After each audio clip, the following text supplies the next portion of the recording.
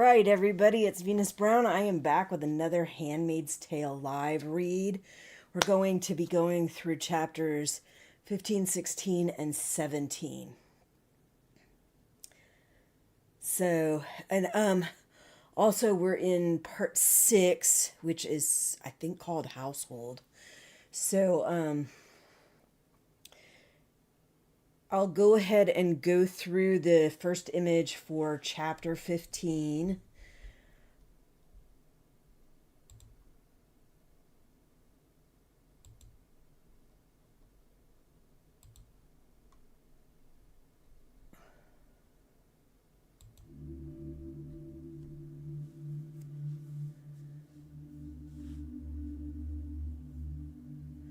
And in this image, it's from the show. It is June, but on the book, it is actually Moira dealing with that, having that happen for pretending she has appendicitis. So, yeah, fun. Anyway, these chapters, the last chapters I said they were going to be heavy because of dealing with the attempted escape of June, Luke, and Hannah, and June and Hannah's eventual capture. These ones are going to be heavy because we're dealing more with the fucked up shit that Gilead does, that they have ritualized and made requirements in their great, great country. I'm obviously being very sarcastic. All right. And I don't know why I went back to this screen because it's time to start reading. So let's get to the reading screen. Okay. We're going to go ahead and go to page 83 to start off. Chapter 15. The commander knocks at the door. The knock is prescribed. The sitting room is supposed to be Serena Joy's territory. He's supposed to ask permission to enter it. She likes to keep him waiting. It's a little thing. But in this household, little things mean a lot. Tonight, however, she doesn't even get that. Because before Serena Joy can speak, he steps forward into the room anyway. Maybe he's just forgotten the protocol, but maybe it's deliberate. Who knows what she said to him over the silver-encrusted dinner plate, or didn't say. The commander has on his black uniform, in which he looks like a museum guard. A semi-retired man, genial but wary, killing time. But only at first glance. After that, he looks like a Midwestern bank president, with his straight, neatly brushed silver hair, his sober posture, shoulders a little stooped, and after that there is his mustache, silver also, and after that his chin, which really you can't miss. When you get down as far as the chin, he looks like a vodka ad in a glossy magazine of times gone by. His manner is mild, his hands large, with thick fingers and acquisitive thumbs. His blue eyes uncommunicative, falsely innocuous. He looks us over as if taking inventory. One kneeling woman in red, one seated woman in blue, two in green, standing, a solitary man, thin-faced, in the background. He manages to appear puzzled, as if he can't quite remember how we all got in here, as if we are something he inherited, like a Victorian pump organ, and he hasn't figured out what to do with us, what we are worth. He nods in the general direction of Serena Joy, who does not make a sound. He crosses to the large leather chair reserved for him, takes the key out of his pocket, fumbles with the ornate brass-bound leather-covered box that stands on the table beside the chair. He inserts the key, opens the box, lifts out the Bible, an ordinary copy, with a black cover and gold-edged pages.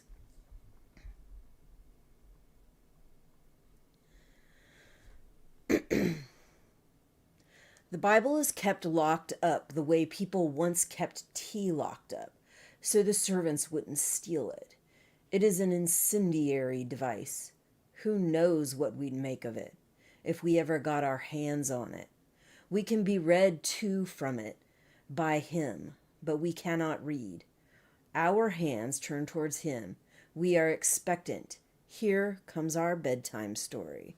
So the commentary they had about he can read it but other people can't, it's holding these secrets.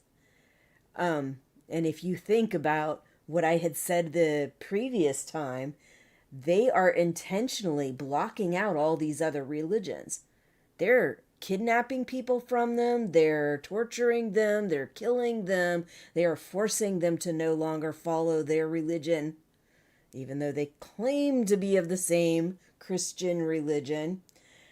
And, if you're keeping the Bible secret from at least half your people,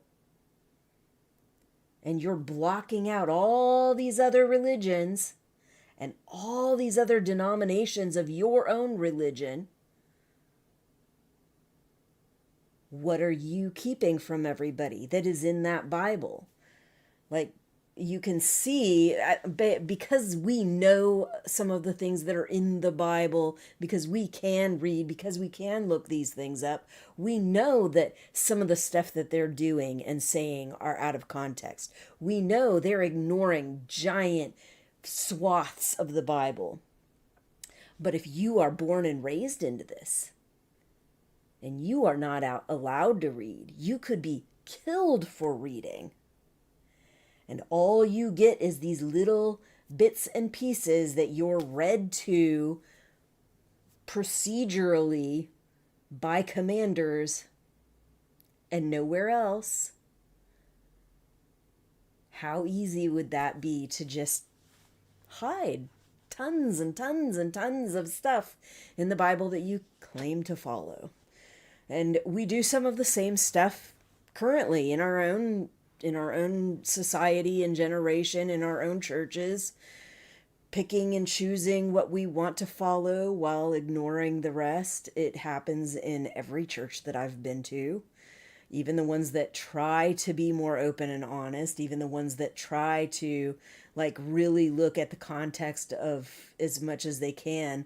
There's still stuff that is cherry picked, contexts that are brushed over or left out or diminished as not as important. So, just a thought. Anyway, the commander sits down and crosses his legs, watched by us. The bookmarks are in place. He opens the book. He clears his throat a little, as if embarrassed. "Could I have a drink of water?" he says to the air. "Please," he adds. Behind me, one of them, Cora or Rita, leaves her space on the tableau and pads off towards the kitchen. The commander sits, looking down. The commander sighs, takes out a pair of reading glasses from his inside jacket pocket. Gold rims, slips them on. Now he looks like a shoemaker in an old fairy tale book. Is there no end to his disguises of benevolence? Disguises of benevolence, not real benevolence. There's nothing benevolent about this guy.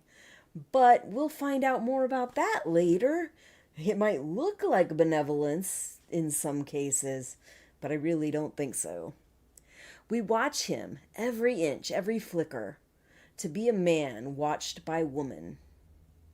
It must be entirely strange to have them watching him all the time, to have them wondering, what's he going to do next? To have them flinch when he moves, even if it's a harmless enough move, to reach for an ashtray perhaps, to have them sizing him up, to have him thinking he can't do it, he won't do it, he'll have to do this last, as if he were a garment, out of style or shoddy, which must nevertheless be put on because there's nothing else available.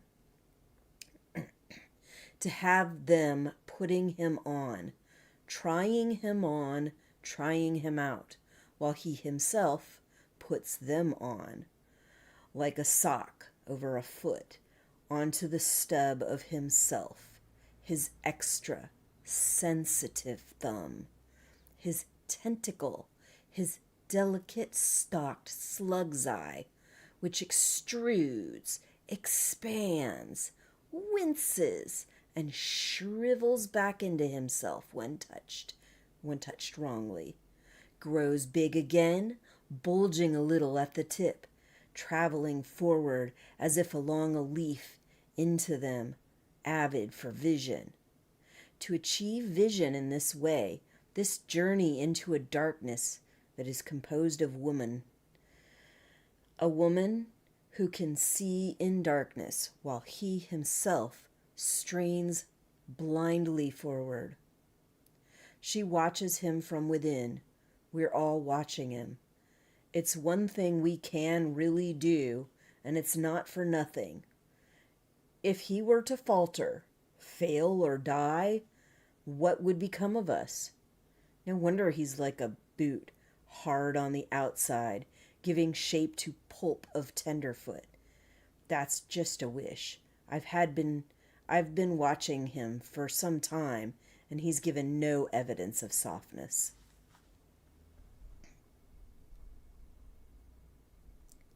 But watch out, Commander, I tell him in my head. I've got my eye on you. One false move and I'm dead. Still, it must be hell to be a man like that. It must be just fine. It must be hell. It must be very silent. The water appears. The commander drinks it. Thank you, he says. Cora wrestles back into place. The commander pauses, looking down, scanning the page. He takes his time, as if unconscious of us. He's like a man toying with a steak behind a restaurant window, pretending not to see the eyes watching him from hungry darkness, not 3 feet from his elbow. We lean towards him a little, iron filings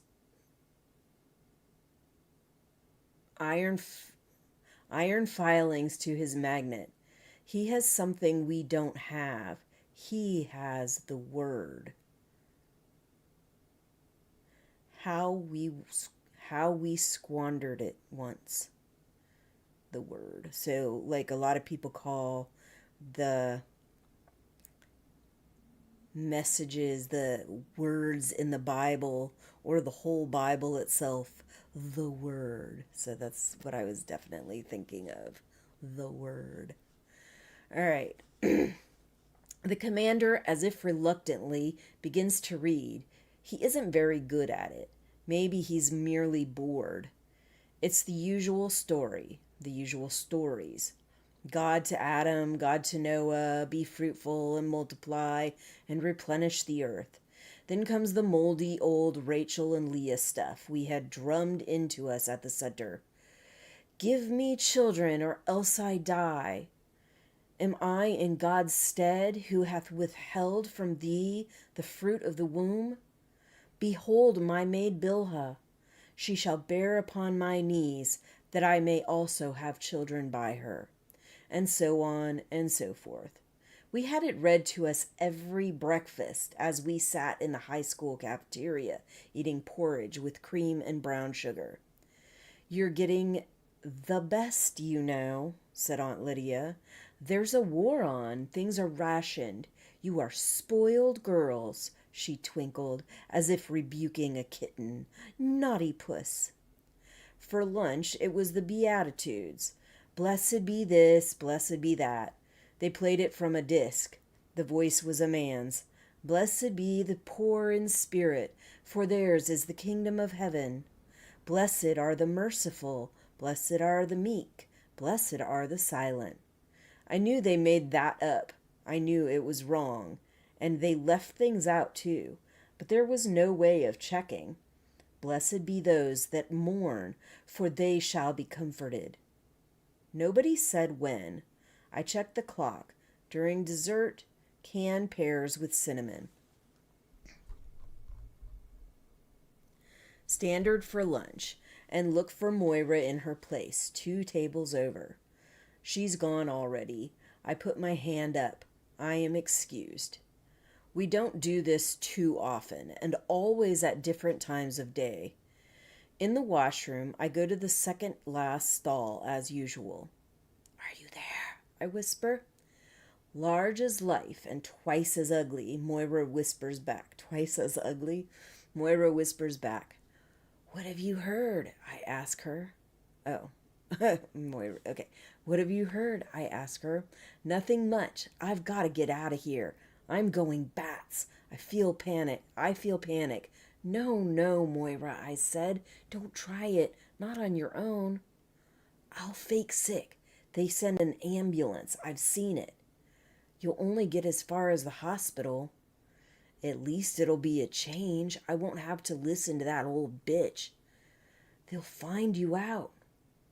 Not to worry, I'm good at it. When I was a kid in high school, I cut out vitamin C. I got scurvy. In the early stages, they can't diagnose it.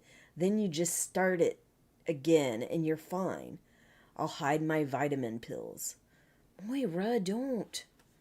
I couldn't stand the thought of her not being here with me, for me. They send 2 guys with you in the ambulance. Think about it. They must be starved for it. Shit, they aren't even allowed to put their hands in their pockets. The possibilities are. You in there, time's up, said the voice of Aunt Elizabeth from the doorway. I stood up, flushed the toilet. 2 of Moira's fingers appeared through the hole in the wall. It was only large enough for 2 fingers. I touched my own fingers to them, quickly, held on, and let go. And Leah said, God hath given me my hire, because I have given my maiden to my husband, says the commander. He lets the book fall closed. It makes an exhausted sound, like a padded door shutting, by itself at a distance. A puff of air. The sound suggests the softness of the thin, oniony pages, how they would feel under the fingers, soft and dry, like paper, like papier poudré, pink and powdery, from the time before. You get it in booklets for taking the shine off your nose, in those stores that sold candles and soap in shapes of things. And the passage about Rachel and Leah in my preview that I did of this book, from this book, where I went over some of the passages, I actually went over that passage and looked into like further before and after the passage, so you could see in more detail and with more complexity what the whole passage was about and what was going on. So if you have that interest, you can go back and look at my preview of those passages that come at the very beginning of the book, before the first chapter. It's the Rachel and Leah passage, and it's I think 2 other quotes. Trying to remember what they are. It doesn't matter that much. You can look it up. There's just the Rachel and Leah thing is the main thing at the beginning, and then there's these 2 other quotes that she uses before the story starts. And I wanted to like get more information about why those were specifically chosen and a little bit more about what they mean. Okay. Seashells, mushrooms, like cigarette paper, like petals. The commander sits with his eyes closed for a moment, as if tired. He works long hours. He has a lot of responsibilities. I mean, he's the fucking commander of what the fuck ever in Gilead.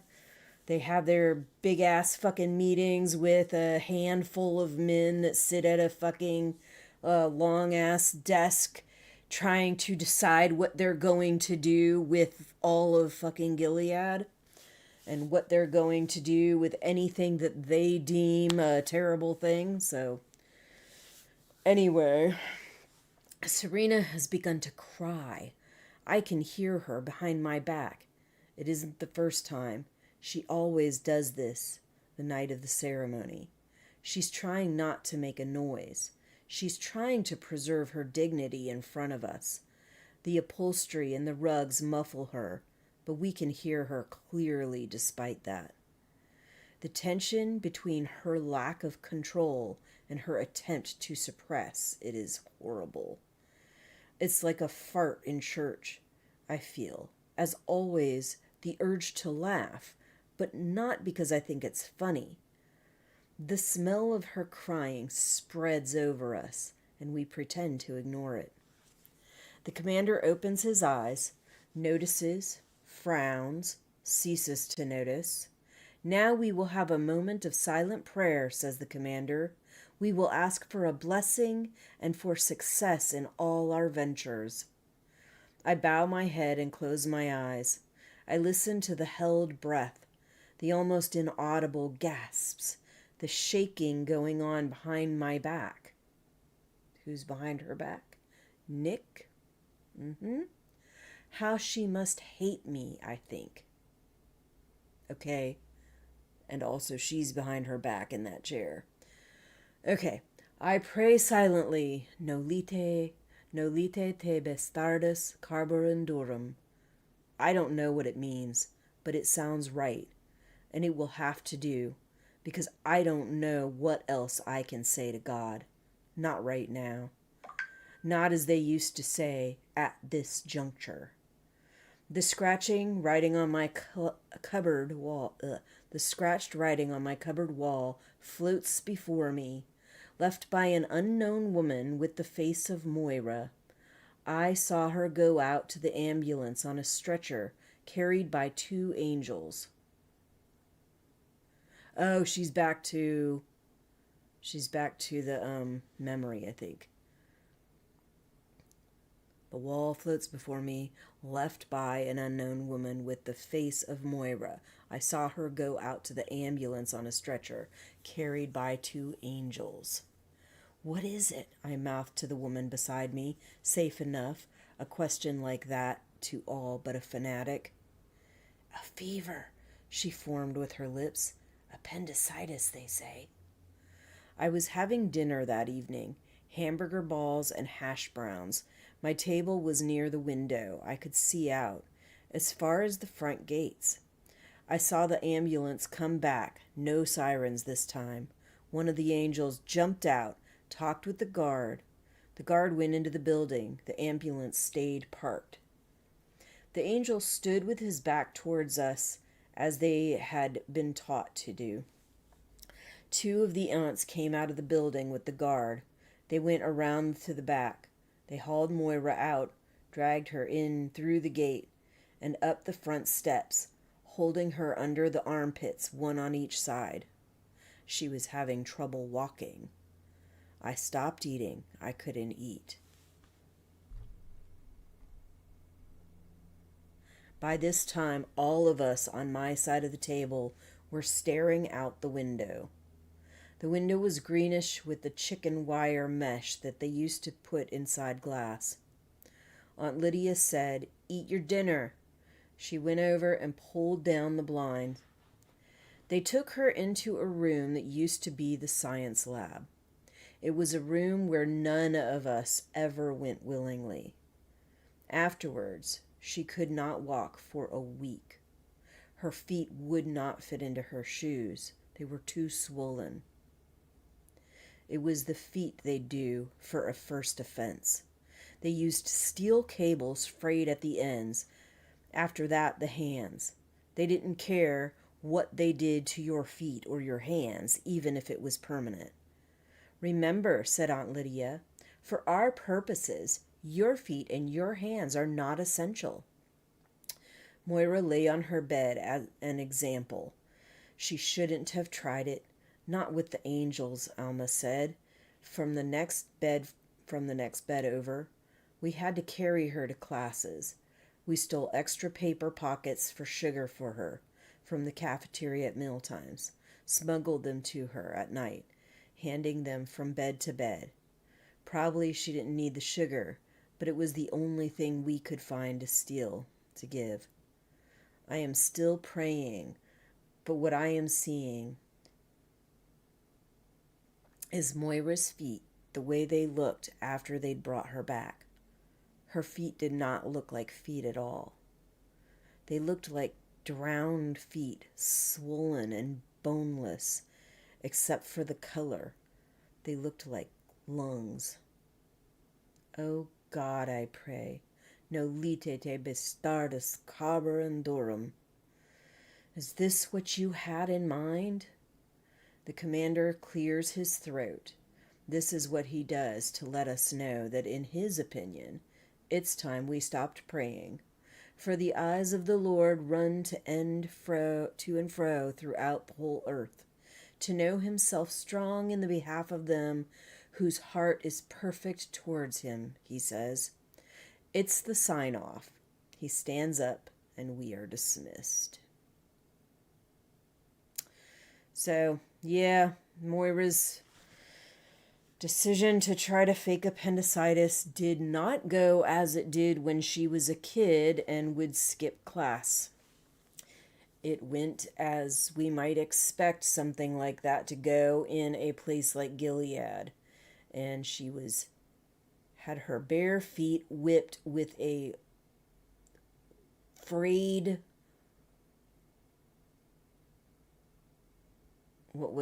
frayed steel cable. And in the show, so on this, they said they passed sugar to her, which they would steal from the cafeteria because that's all they could really steal without it being noticed. But in the show, they show them like passing little bits of fruit and stuff like that. All right. Let's go ahead and work on the next chapter. Chapter 16.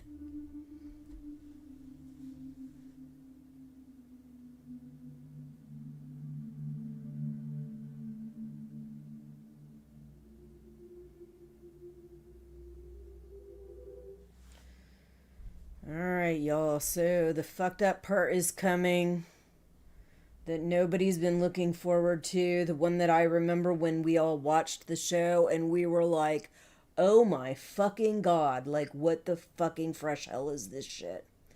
Yeah. And then there are so many other ceremonies after that. Not just this ceremony, but other types of ceremonies after that that were like, what the fresh hell are they doing now? Like, and all of it looks freaking insane. Totally insane. The ceremony goes as usual. I lie on my back, fully clothed except for the healthy white cotton underdrawers. What I could see, if I were to open my eyes, would be the large white canopy of Serena Joy's outsized colonial-style four-poster bed, suspended like a sagging cloud above us. A cloud sprigged with tiny drops of silver rain, which if you looked at them closely would turn out to be four-petaled flowers. I would not see the carpet, which is white, or the sprigged curtains and skirted dressing table with its silver-backed brush and mirror set. Only the canopy, which manages to suggest at one and the same time, by the gauziness of its fabric and its heavy downward curve, both ethereality and matter. Or the sail of a ship, big-bellied sails, they used to say in poems, bellying, propelled forward by a swollen belly. A mist of lily-of-the-valley surrounds us, chilly, crisp almost. It's not warm in this room. Above me, towards the head of the bed, Serena Joy is arranged, outspread, with her legs are apart. I lie between them, my head on her stomach, her pubic bone under the base of my skull, her thighs on either side of me. She too is fully clothed. My arms are raised. She holds my hands, each of mine in each of hers, This is supposed to signify that we are one flesh, one being. What it really means is that she's in control of the process and thus of the product. If any, the rings of her left hand cut into my fingers, it may or may not be revenge. My red skirt is hitched up to my waist, though no higher. Below it, the commander is fucking. What he is fucking is the lower part of my body. I do not say making love because this is not what he's doing. Copulating too would be inaccurate because it would imply two people, and only one is involved. Nor does rape cover it. Nothing is going on here that I haven't signed up for. There wasn't a lot of choice, but there was some, and this is what I chose. So, I'm sorry, we all know in this day and age that what they are doing is rape. The choice she was given was two terrible choices that nobody should have to make. The choice she was given was a slow, painful death in the colonies, or being raped every month. Or, alternatively, she could just be killed. Like, those are the choices, and all of those choices are complete shit, and they are not choices that anybody would make if they weren't forced into it in a situation like that. That's the reality. That is rape. Every single month, these girls are being raped. And then they're being forced to carry pregnancies, if they get pregnant, of somebody else, and then forced to give away the children that they bear. Like, that is fucking unconscionable. But that's what's going on. Therefore, I lie still and picture the unseen canopy over my head. I remember Queen Victoria's advice to her daughter. Close your eyes and think of England. But this is not England. I wish he would hurry up. Maybe I'm crazy and this is some new kind of therapy. I wish it were true. Then I could get better and this would go away. Serena Joy grips my hands as if it is she, not I, who's being fucked. As if she finds it either pleasurable or painful. And the commander fucks with a regular 2-4 marching stroke, on and on like a tap dripping. He is preoccupied like a man humming to himself in the shower without knowing he's humming. Like a man who has other things on his mind. It's as if he's somewhere else, waiting for himself to come, drumming his fingers on the table while he waits. There's an impatience in his rhythm now. But isn't that everyone's wet dream? 2 women at once? They used to say that. Exciting, they used to say. What's going on in this room, under Serena Joy's silvery canopy, is not exciting. It has nothing to do with passion, or love, or romance, or any of those other notions we used to titillate ourselves with. It has nothing to do with sexual desire. At least for me, and certainly not for Serena. Arousal and orgasm are no longer thought necessary. They would be a symptom of frivolity, merely the jazz garters or beauty spots. Superfluous distractions for the light-minded, outdated. It seems odd that women once spent such time and energy reading about such things, thinking about them, worrying about them, writing about them. They are so obviously recreational. This is not recreation, even for the commander. This is serious business. The commander, too, is doing his duty.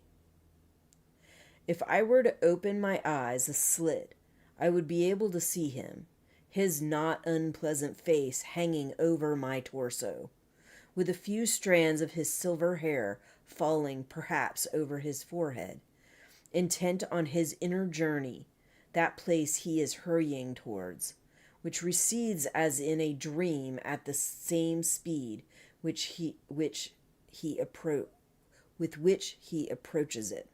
I would see his open eyes. If he were better looking, I would enjoy this more. Would I? No, if he were better looking, would I enjoy this more? At least he's an improvement on the previous one, who smelled like a church cloakroom in the rain. Like your mouth when the dentist starts picking at your teeth, like a nostril. The commander instead smells of mothballs, or this odor some punitive form of aftershave. Why does he have to wear that stupid uniform? But would I like his white, tufted, raw body any better? Kissing is forbidden between us. This makes it bearable. One detaches oneself. One describes. He comes at last with a stifled groan as of relief. Serena Joy, who has been holding her breath, expels it. The commander, who has been propping himself on his elbows away from our combined bodies, doesn't permit himself to sink down into us. He rests a moment, withdraws, recedes, rezippers. He nods, then turns and leaves the room, closing the door with exaggerated care behind him, as if both of us are his ailing mother. There's something hilarious about this, but I don't dare laugh. Serena Joy lets go of my hands. You can get up now, she says. Get up and get out. She's supposed to have me rest for 10 minutes with my feet on a pillow to improve the chances. This is meant to be a time of silent meditation for her, but she's not in the mood for that. There is loathing in her voice, as if the touch of my flesh sickens and contaminates her. I untangle myself from her body, stand up. The juice of the commander runs down my legs before I turn away. I see her straighten her blue skirt, clench her legs together. She continues lying on the bed, gazing up at the canopy above her, stiff and straight as an effigy. Stiff and straight as an effigy. Which of us is it worse for, her or me? And I'm pretty sure we'll hear later on about some of the reasons that this is also a really horrible thing for the wife. But still, it is the husband and the wife that are raping this handmaid every month. All right, let's go ahead and check out the next.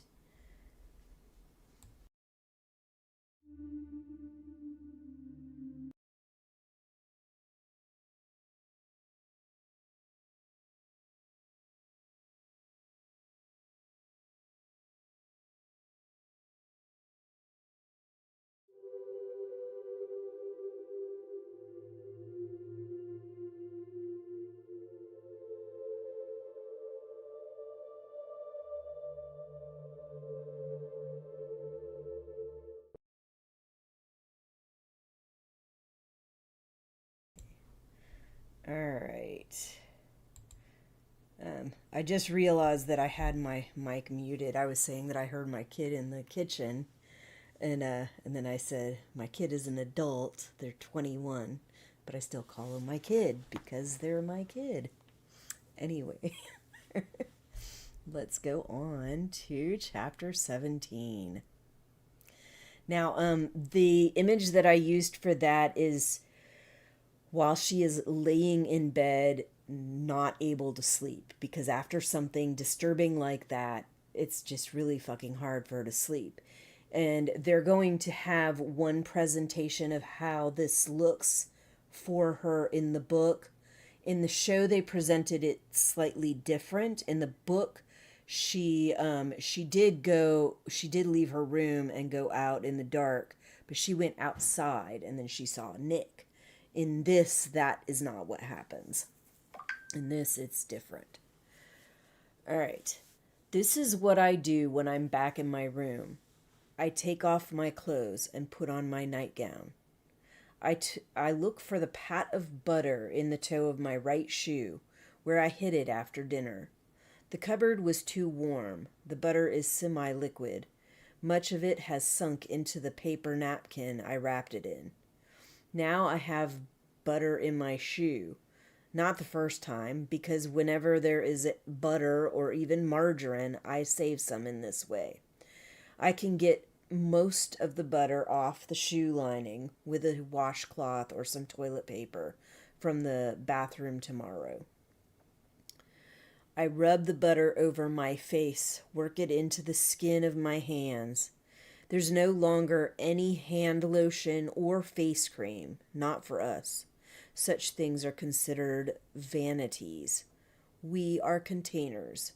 It's only the inside of our bodies that are important. The outside can become hard and wrinkled for all they care, like the shell of a nut. This was a decree of the wives.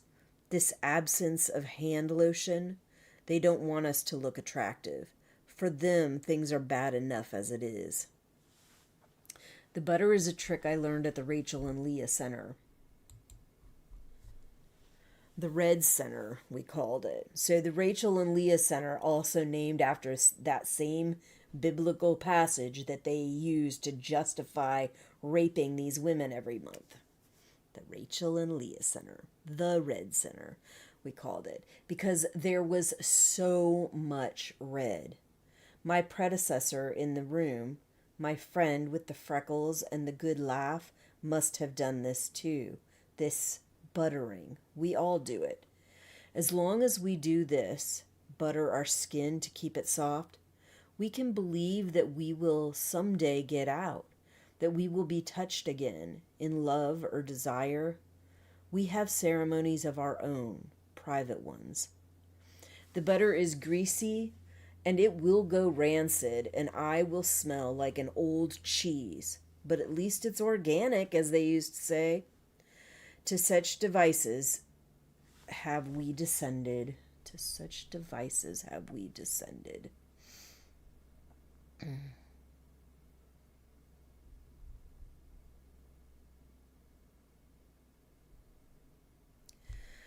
Buttered, I lie on my single bed, flat, a piece of toast. I can't sleep. In the semi-dark, I stare up at the blind plaster eye in the middle of the ceiling, which stares back down at me, even though it can't see. There's no breeze.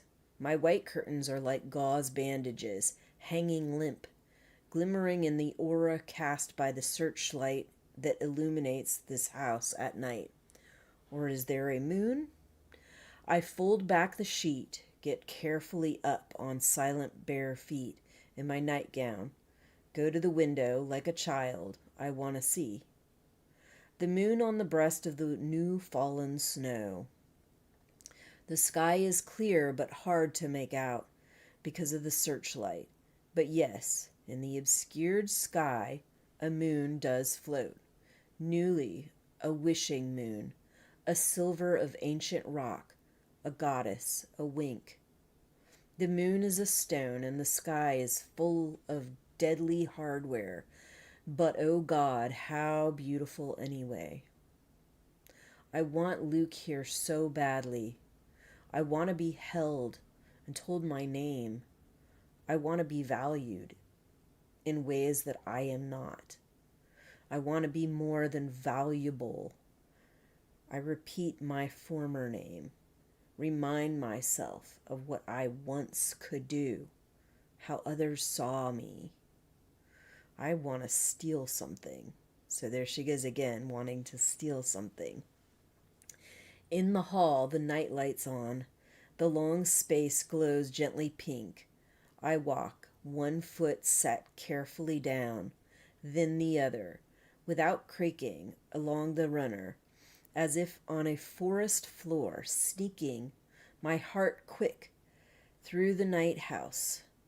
I am out of place. This is entirely illegal.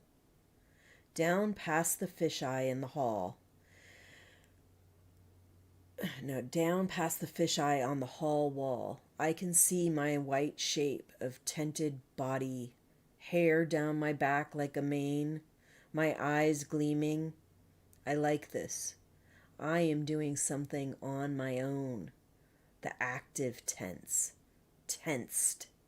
What I would like to steal is a knife from the kitchen, but I'm not ready for that. I reach the sitting room, doors ajar, slip in, leave the door a little open, a squeak of wood. But who's near enough to hear?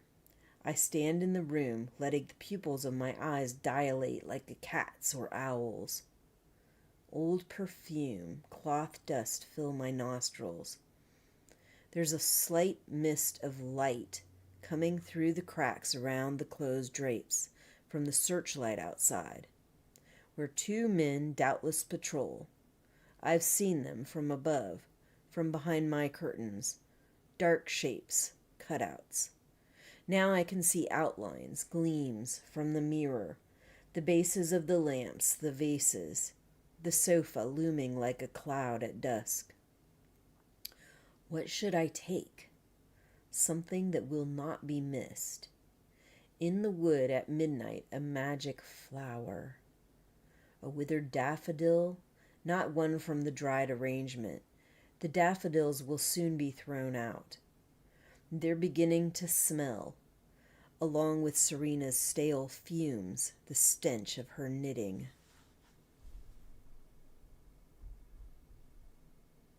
I grope, find an end table, feel. There's a clink. I must have knocked something. I find the daffodils, crisp at the edges, where they've dried, limp towards the stems. Use my fingers to pinch. I will press this somewhere, under the mattress. Leave it there for the next woman, the one who comes after me, to find. But there's someone in the room, behind me. I hear the step, quiet as mine, the creaking of the same floorboard. The door closes behind me with a little click, cutting the light. I freeze. White was a mistake. I'm snow in moonlight, even in the dark. Then a whisper. Don't scream. It's all right. As if I'd scream. As if it's all right. I turn. A shape. That's all. Dull glint of cheekbone, devoid of color. He steps towards me. Nick.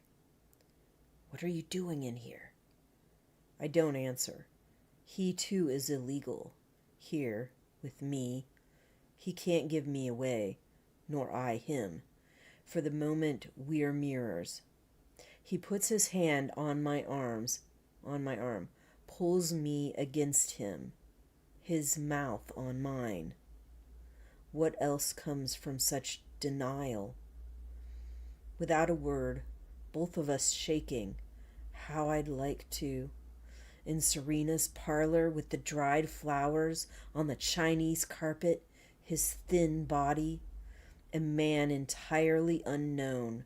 It would be like shouting. It would be like shooting someone. My hand goes down. How about that? I could unbutton and then...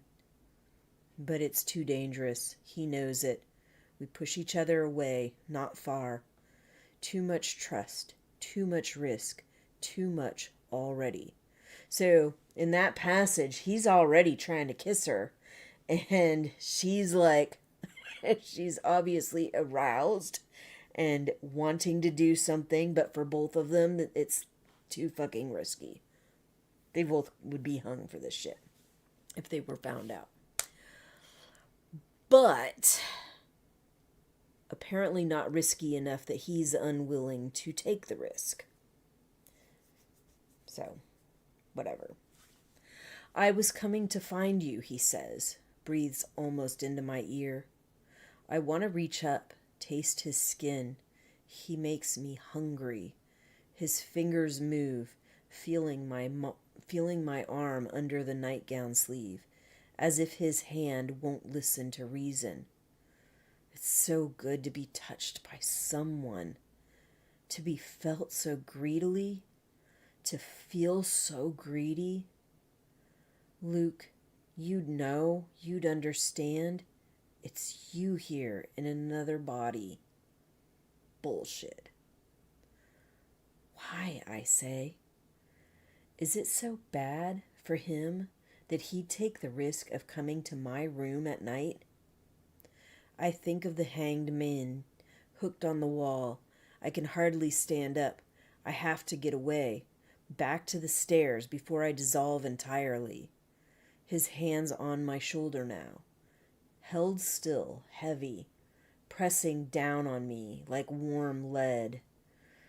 Is this what I would die for? I'm a coward. I hate the thought of pain.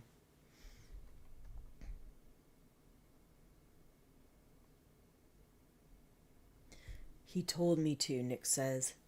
He wants to see you in his office. What do you mean, I say? The commander, it must be?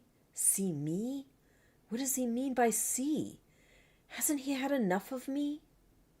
Tomorrow, he says, just audible. In the dark parlor, we move away from each other, slowly, as if pulled towards each other by a force, current pulled apart, also by hands equally strong. I find the door, turn the knob, fingers on cool porcelain, open. It's all I can do. So yeah, he goes in there. He goes in there with instructions from the commander to tell her that the commander wants to see her tomorrow. But when he does that, he stops, pulls her in, kisses her basically, and then tells her. Like, some of the stuff Nick does just seems more than just risky to me. It's almost like he's playing games. Like, I want to do this. I want to see if I can get away with it. Like, yeah, I'm sneaking around trying to do this, but I know if anything happens, we're both fucking dead. But he seems to have that, like, I don't know, like, I don't care kind of attitude. Like, I'm going to do what I want, sort of, at least within reason, whatever you could call reason. But still, like, there's so many times that he does these things that are so risky. And he does them in a way that is almost asking to be caught. And that really has always bugged me about Nick. It's always bugged me about him. All right. But that is the end of that. Next week we'll be starting on part 7, Night. Again. There's many, many portions in this book and in the show called Night. Anyway, that is all I got for you today. I will go ahead and put my starting soon screen back on, but I will shut the clock off because it does have my schedule on it. Where's the clock? Turn the clock off. Okay, so I put Handmaid's Tale live reads on Tuesday and Sunday. That is when I'm going to try to do them every week. Tuesdays, my kid does have class between 10:50 and noon. So that's why I decided to do the live stream starting around 1 today. And then Sunday, I'm going to try to do them around noon if I'm up and about and I have everything set up at that point. And then A Night of the Seven Kingdoms, I'm doing live afterwatch streams. Those are also on Tuesdays, but they will be later in the day. I was originally going to do them around 3, but my family and I try to go on walks around 4 o'clock. And it's unlikely that I would finish in time So instead of doing them before that, I'm going to do them after that. I think I set on 6 o'clock because that gives me time to do the walk, come back, figure out what we're doing for dinner. It might not give us enough time to eat dinner, but it at least gets us enough time to get dinner done. And then Bridgerton reactions I am trying to have done every day at Saturday. And Tokyo Ghoul reactions I try to have done every day at Friday. I think this last week it was a little bit late because YouTube copyright flags were coming up and I had to edit a bunch of stuff out and reload it and stuff like that, and it was just getting too late by the time that I loaded it. So I loaded it up the next day on Saturday.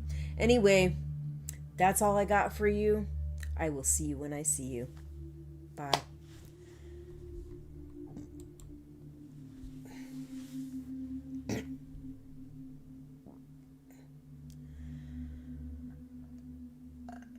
The fuck?